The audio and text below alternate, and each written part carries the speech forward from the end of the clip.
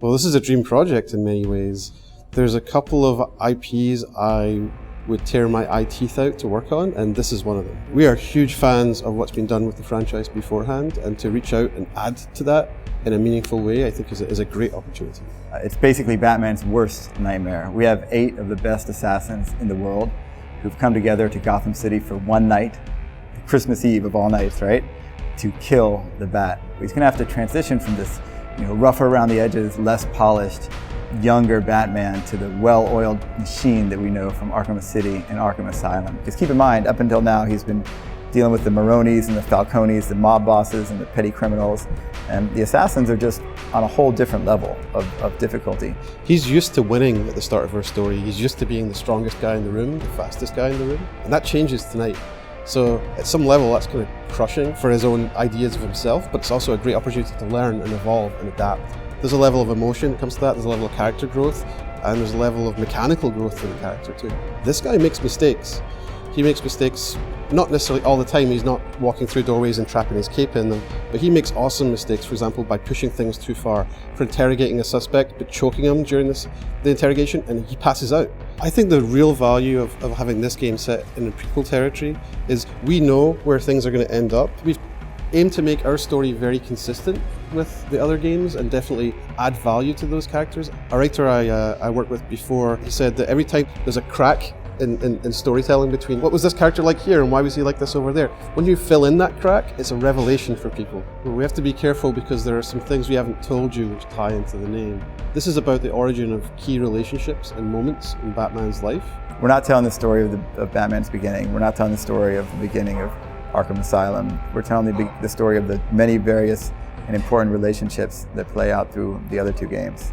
So we wanted to look at the Batman and Alfred relationship in a different way to make it more relatable. We set it in a way that Batman sees Alfred as this sort of extension of the darkest time, the darkest thing in his life. He sees Alfred as an extension of the death of his parents, because Alfred's been around since when his parents were around, and sort of as an overbearing parental figure. And Alfred, for his part, sees Batman as this spoiled kid who's squandering his parents' wealth on these nightly escapades. And the 2 of them clash. They clash often throughout our story. The character of the Penguin is someone that, he's an arms dealer. He's clearly, untrustworthy. He'd shoot you in the back as soon as he'd shake your hand. But at the same time, he has information that Batman needs. So Batman can't be too rough with him. He can't, knock him unconscious. He needs to figure out how to extract this information and get something useful from this very bad person. The game is really about sort of what you can get that you can use from everyone and everything in Gotham.